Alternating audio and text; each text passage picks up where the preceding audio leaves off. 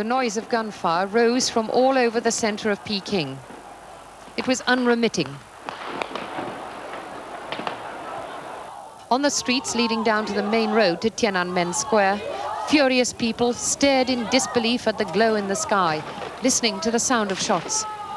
Heading down the road was a hazardous business, but hundreds of people cheered as buses were set alight and army trucks caught fire too. They yelled and shouted, and then as troop lorries were seen moving down the road, there was gunfire from those lorries. Troops have been firing indiscriminately, but still there are thousands of people on the streets who will not move back. The bicycle rickshaws scooped up the injured. Others were shunted onto bikes and pedaled to hospital. Many were carried away by frantic local residents. There was confusion and despair among those who could hardly credit that their own army was firing wildly at them. Many were bystanders, perhaps naive about the savagery of the situation. Indeed, it was hard at times to grasp that this army was launching into an unarmed civilian population as if charging into battle. From Tiananmen Square, the sound of gunfire sounded like a battle, but it was one-sided. A line of soldiers was strung out facing a huge crowd. The air was filled with shouts of "Fascists! Stop killing!"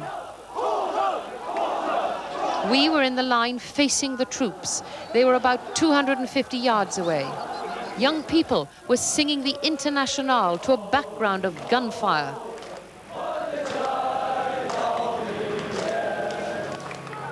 After hours of shooting and facing a line of troops, the crowd is still here. They're shouting, "Stop the killing and down with the government." A huge volley of shots just as I left the front line caused panic. The young man in front of me fell dead.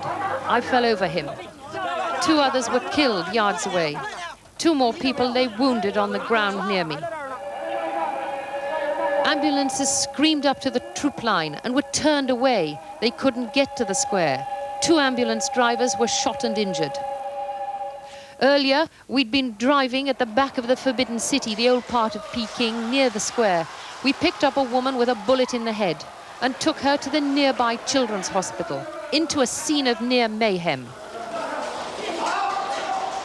Casualties were arriving every few seconds, on bikes, rickshaws, park benches, carried in, all with gunshot wounds. Housewives, elderly residents, people shot while sitting in their homes. The operating theatre was overflowing, many of the staff in tears. In 20 minutes, 40 seriously injured were brought for emergency surgery.